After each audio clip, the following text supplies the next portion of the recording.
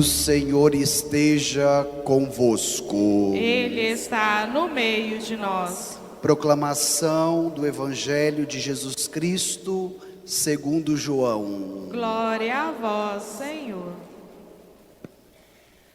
Deus amou tanto o mundo que deu o seu Filho unigênito, para que não morra todo o que nele crer, mas tenha a vida eterna.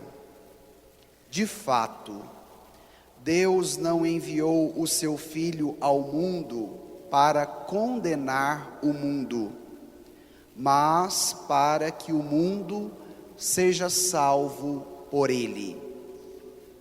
Quem nele crê não é condenado, mas quem não crê já está condenado, porque não acreditou no nome do Filho unigênito. Palavra da salvação. Glória a vós, Senhor.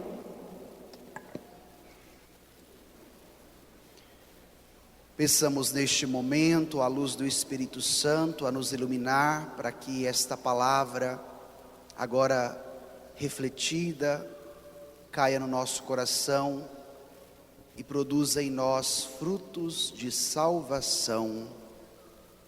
Amém. Irmãos e irmãs, celebramos hoje a festa, a solenidade da Santíssima Trindade.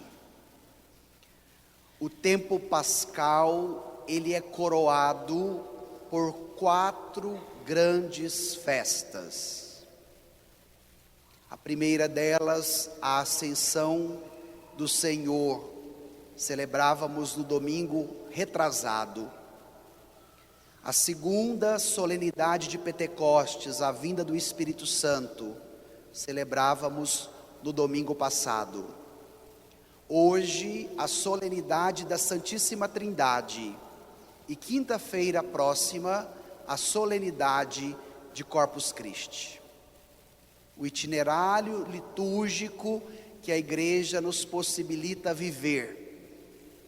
E de maneira especial, na festa de hoje, nós somos convidados a um exercício de contemplação e de experiência de quem é Deus. No Antigo Testamento, nós encontramos a evidência da figura do Pai, chamado de Javé pelo povo de Israel. No Evangelho, nós encontramos em evidência a figura do Filho, a centralidade de Jesus. E depois, se nós tomarmos dos Atos dos Apóstolos para frente, onde nasce a igreja, edificada por Cristo e alicerçada na coluna de cada um dos apóstolos, nós temos a figura do Espírito Santo. Para que nós entendamos, para que nós experimentemos a realidade de Deus que agora nos é acessível, que nós podemos conhecer, que nós podemos experimentar no nosso cotidiano. Então, como que Deus se revela à humanidade?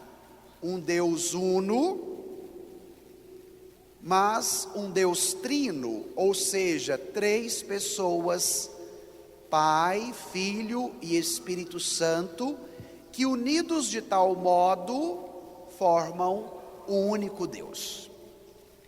E as leituras que nós acabamos de ouvir vai nos possibilitar uma compreensão e, mais do que isso, uma experiência profunda deste Deus que se revela a nós.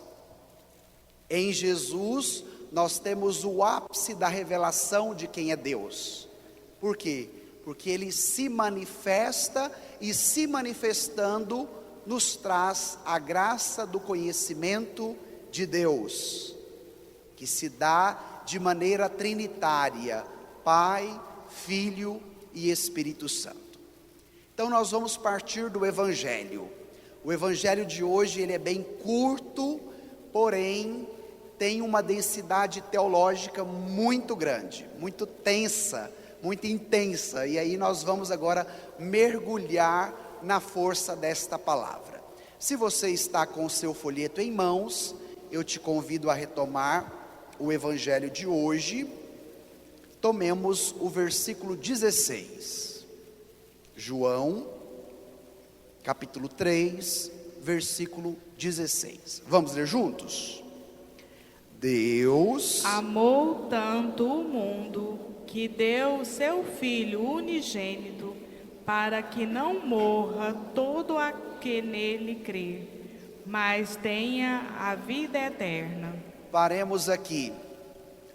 O evangelista nos aponta a essência de Deus, o amor.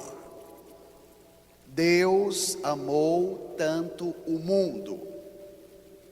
Eu gosto de ler os textos de Santo Agostinho, e ele diz assim: o Pai é o que ama, o Filho é o amado, e o Espírito Santo é o amor.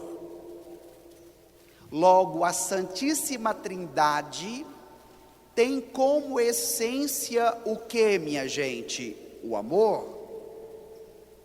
E este amor não é um amor egoísta, não é um amor autorreferencial, porque se fosse assim, já não seria amor, porque a capacidade de amar se dá de maneira oblativa, na entrega, na expansão, na doação.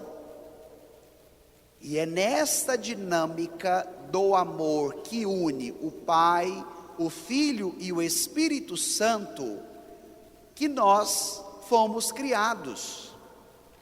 Então você precisa entender que você é como que o desdobramento, a expansão deste amor do Pai, do Filho e do Espírito Santo, porque é um amor tão grande que transborda.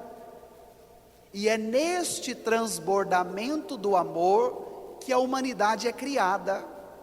Então, cada pessoa humana é o transbordar do amor de Deus. E quando você compreender esta realidade, mais do que isso, experimentá-la, você vai entender o que é o amor. E diante disso, a palavra nos aponta: Deus amou tanto o mundo que deu o seu Filho unigênito. Então a capacidade do amor, a realidade do amor supera toda razão, sem contradizê-la, mas abrindo e exaltando as suas possibilidades. Portanto, a única substância de Deus é o amor. E o amor se dá nesta capacidade oblativa de entrega e de doação. E nós precisamos resgatar isto para a vida, porque diante de uma cultura tão egoísta como a nossa, que quer nos colocar de maneira isolada, nos convencendo que só eu basto, que todo mundo tem que estar debaixo do meu desejo e da minha vontade, e ao mesmo tempo todos devem estar a serviço de mim, a dinâmica trinitária, a dinâmica do amor de Deus nos possibilita agora um novo movimento. Por isso que nós estamos neste domingo celebrando a Santíssima Trindade. Partindo daí, o que nós também podemos avançar na compreensão da palavra? O nosso Deus não é solidão, o nosso Deus é comunhão. Agora pela manhã, para nós aqui, mas em Roma já é meio-dia, O Papa Francisco, na Praça de São Pedro, na hora do Ângelus, disse à igreja: o nosso Deus é um Deus comunhão, como uma família que se reúne em torno da mesa. E na dinâmica da celebração litúrgica, nós somos inseridos na mesa da Santíssima Trindade, no altar, no qual recebemos o corpo e sangue de Cristo que nos alimenta. Por isso que na hora da missa, a grande família de Deus, que é a igreja, que somos nós, nos reunimos em torno do que, minha gente? Em torno da mesa, em torno do altar, e unidos à Santíssima Trindade, porque toda a ação litúrgica, ela se dá em nome do Pai, do Filho e do Espírito Santo. Somos inseridos neste mistério de amor, que não é só para o Pai, que não é só para o Filho, que não é só para o Espírito Santo, mas que é também para a sua vida, para a sua família, para a sua história. E diante desta realidade, a palavra reforça: Deus amou tanto o mundo que deu o que Ele tinha de melhor. Padre, o que Deus Pai tem de melhor? O seu Filho unigênito, Jesus. E qual é a finalidade do amor trinitário para a vida do cristão? Dar-lhe a vida, dar-lhe a salvação. Por isso Deus amou tanto o mundo que foi capaz de dar o seu Filho, para que todo aquele que nele crê não morra, mas tenha a vida. Então, se você é o transbordar do amor da Santíssima Trindade, qual é a finalidade primeira e última da sua existência? A vida em Deus. E nós precisamos resgatar, diante de uma cultura tão imanentista do aqui e do agora, que tem nos privado da capacidade da transcendência, da abertura à salvação, porque de repente a nossa vida, os nossos afazeres, os nossos sonhos, os nossos projetos se resumem às coisas do aqui e do agora. E isso gera nas pessoas uma crise, que não é apenas econômica, social, política, mas gera em primeiro lugar uma crise que é da existência. O maior desafio que nós estamos tendo hoje, no pós-pandemia, ao ouvir as pessoas diante das suas realidades mais profundas, é o que podemos chamar de crise existencial. Porque quando a humanidade é privada da sua finalidade última, a vida em Deus, a salvação, ela entra em crise. Por quê? Porque lhe está sendo tolhido, tirado aquilo que ela tem de essencial. E na celebração da Santíssima Trindade, nós devemos pedir ao Senhor a sede da transcendência. Nós devemos pedir ao Senhor o desejo da salvação que Ele nos concede em Cristo Jesus.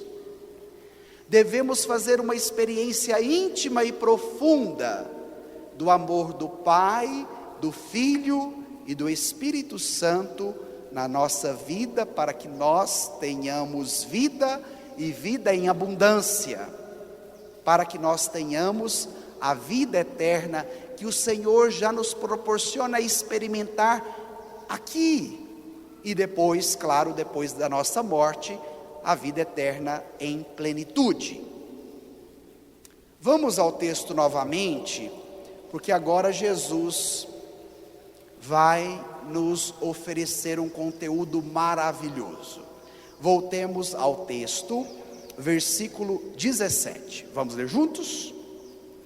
De fato, Deus não enviou seu Filho ao mundo para condenar o mundo, mas para que o mundo seja salvo por ele. Paremos aqui. Então, se Deus ama, manda o que Ele tem de melhor, que é o seu Filho, para dar a vida eterna. Qual é a missão do Filho de Deus junto a nós? Salvação e não condenação. E eu quero trazer agora este assunto para nossa reflexão.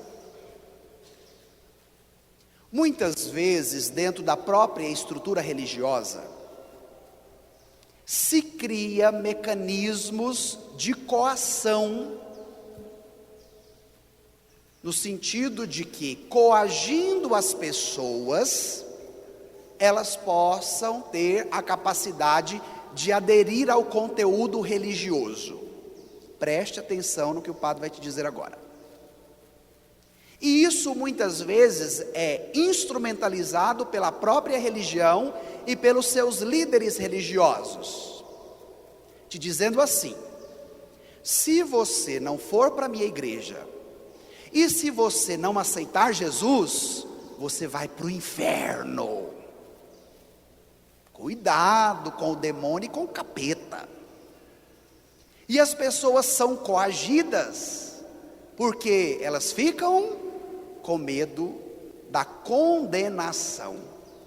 E aí, de repente, diante desta coação, acabam indo e fazendo o que o líder religioso está pedindo. Por que trazer esse conteúdo? Porque o Evangelho opõe a esse modo de agir. O que nós acabamos de ouvir agora pela palavra? Deus enviou o seu Filho ao mundo para que todo aquele que nele crê seja salvo. Então, a missão de Jesus não é de nos condenar, mas a missão de Jesus é de nos salvar. Queira fazer uma experiência de fé que seja pela salvação e não pela condenação. Se tem algum pregador inflamado, algum líder religioso que de repente você gosta de escutar, mas que te passa medo 24 horas com o discurso da condenação, caia fora. A finalidade da fé é no caminho de salvação e não ficar coagindo-a por causa da condenação. Vocês estão percebendo como o Evangelho é vivo? Como esta palavra dialoga com a nossa realidade e como ela tem uma boa nova a nos oferecer? Agora nós vamos no último versículo, porque ele vai trazer um outro elemento interessantíssimo para essa reflexão que estamos fazendo. Vamos ao versículo 18? Vamos ler juntos?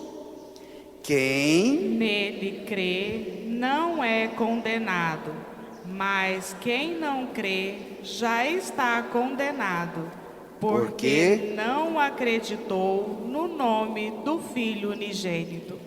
Vamos trazer um exemplo do cotidiano.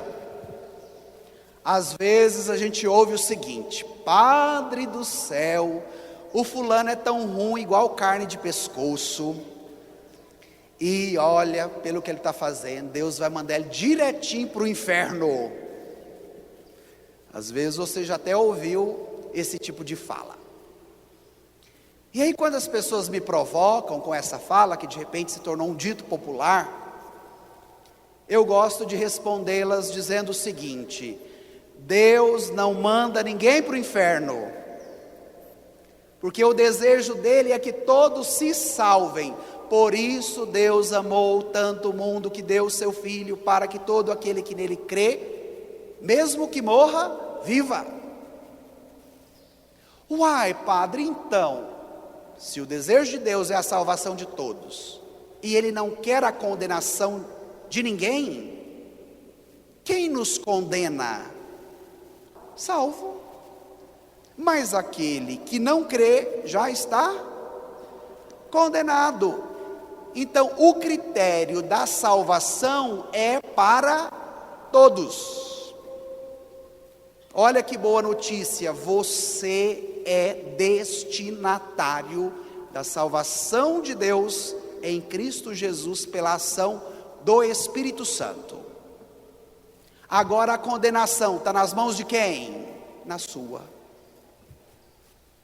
No exercício do seu livre arbítrio, no exercício da sua liberdade, que consiste na capacidade que você tem de escolher. A salvação é para todos, mas a condenação sou eu que escolho. E agora nós somos interrogados pela palavra: o que queremos diante das nossas escolhas? Vamos pedir que o Senhor nos ajude na salvação e não na condenação. E Padre, para que eu experimente esta salvação, na capacidade que eu tenho de escolher, de exercer o meu livre-arbítrio, o que fazer? O Evangelho nos pontuou: crer e acreditar, ninguém pode fazer no seu lugar.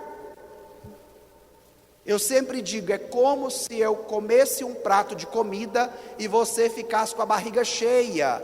É possível isso acontecer, minha gente? Não é.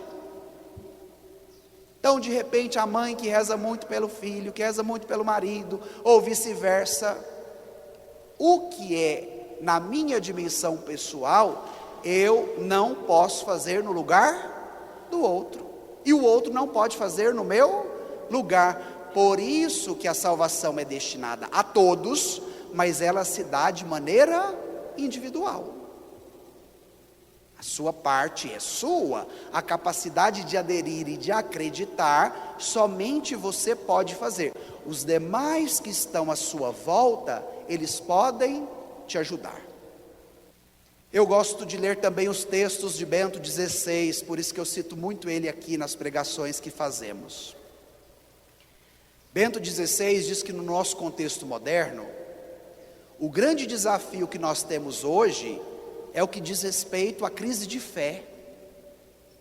Porque a racionalidade nos convenceu que pela dimensão da razão, nós podemos tudo. E podendo tudo, já não precisamos mais de Deus, da fé, da igreja, porque eu, pelas minhas capacidades, sou capaz de resolver tudo. E a partir do momento que as pessoas são privadas da experiência de fé, elas ficam privadas também de experimentarem aquilo que é mais profundo do seu ser, na sua dimensão ontológica. Porque somos criados com a mesma essência do Criador. E qual é a essência do Criador? O amor. Deus amou tanto o mundo. Então, quando eu sou privado de experimentar a minha fé, de viver esta relação amorosa com o Pai, com o Filho e com o Espírito Santo, consequentemente eu fico privado daquela dimensão mais profunda do meu ser. E isso se desdobra, como eu dizia agora há pouco, numa crise de existência. Então, qual é o remédio que nós temos para ajudar as pessoas a vencerem esta realidade, ou até mesmo esta crise? Proporcionar-lhes um caminho de fé. O caminho do crer, que só a pessoa pode fazer. O outro pode colaborar, mas não é capaz de fazer no lugar dela. Então nós devemos pedir ao Senhor que nos alcance na nossa totalidade, para que a salvação, que é para nós, no nosso exercício da liberdade, nas nossas escolhas, possamos aderi-lo plenamente. Para o povo judeu do Antigo Testamento, a salvação ou a condenação só se daria no final da vida, que eles chamavam do julgamento final. No Evangelho de João, não. A salvação e a condenação não é só quando a pessoa morre, mas a condenação ou a salvação consiste no seu dia a dia diante do que ela está escolhendo. Acredita ou não acredita? E esta palavra se torna muito atual também para o nosso contexto e para a realidade que nós estamos vivendo. E eu quero encerrar com uma provocação que um dia eu ouvi e que mexeu muito comigo, e que eu quero partilhar com vocês. Como que nós invocamos a Santíssima Trindade, o Pai, o Filho e o Espírito Santo? Traçando sobre o nosso corpo o sinal do cristão. Deus amou tanto o mundo que mandou o seu Filho. Qual que é o testemunho mais autêntico do amor de Deus através do seu Filho? A sua entrega na cruz. Então você quer saber qual é a maior demonstração de amor de Deus para com a humanidade, você é convidado a olhar para onde? Para a cruz. Então nós traçamos em nós o sinal da cruz. Então toda missa, como é que a gente começa? Em nome do Pai, do Filho e do Espírito Santo. Toda missa, como é que a gente termina? Em nome do Pai, do Filho e do Espírito Santo. Então o sinal é da cruz, porque é o sinal do amor de Deus. E como é que nós traçamos este sinal em nós? Invocando o Pai, o Filho e o Espírito Santo.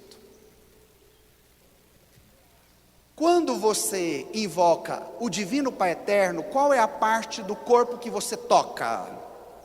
A testa, a cabeça, a razão. O que nos difere dos demais seres criados, porque somos seres racionais, e isto é maravilhoso. A razão não se opõe à fé, mas a razão também é nos dada para que nós vivamos a fé com mais intensidade, entendendo o que é isso. Então você chama pelo Pai, tocando a sua razão. Pai. Depois do Pai, onde que a gente toca? No peito. Aqui nós encontramos o coração, que não é considerado apenas um órgão importante porque bombeia o nosso sangue, mas na Escritura, na Bíblia, o coração é considerado a sede da pessoa. Então aqui nós podemos falar dos afetos, dos sentimentos. Então quando você toca o seu peito, você vai invocar Jesus, o Filho unigênito do Pai, para que alcance todos os seus afetos. E depois, por fim, o Espírito Santo, onde você toca? De um ombro ao outro. Podemos dizer, a sede das vontades. Razão, sentimentos e vontades. Aqui você tem a síntese da pessoa humana. Como os 4 pontos cardeais resumem a totalidade de tudo do universo, o sinal da cruz que você traça no seu corpo sinaliza a totalidade de quem você é. Pai, razão, Filho, sentimentos e emoções, e Espírito Santo, vontades.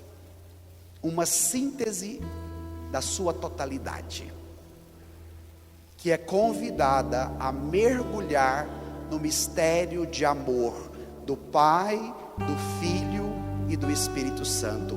O Pai é o que ama, o Filho é o amado e o Espírito Santo é o amor. E o que é que você é?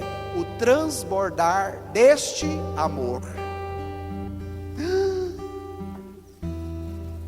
Imagina! Então pode vir as dificuldades, as tribulações, os desafios da vida, mas eu sei qual é a minha finalidade primeira, e eu sei qual é a minha finalidade última. E é nesse desejo que nós devemos agora fazer esta experiência. Então vamos encerrar a homilia pedindo o que nós acabamos de escutar.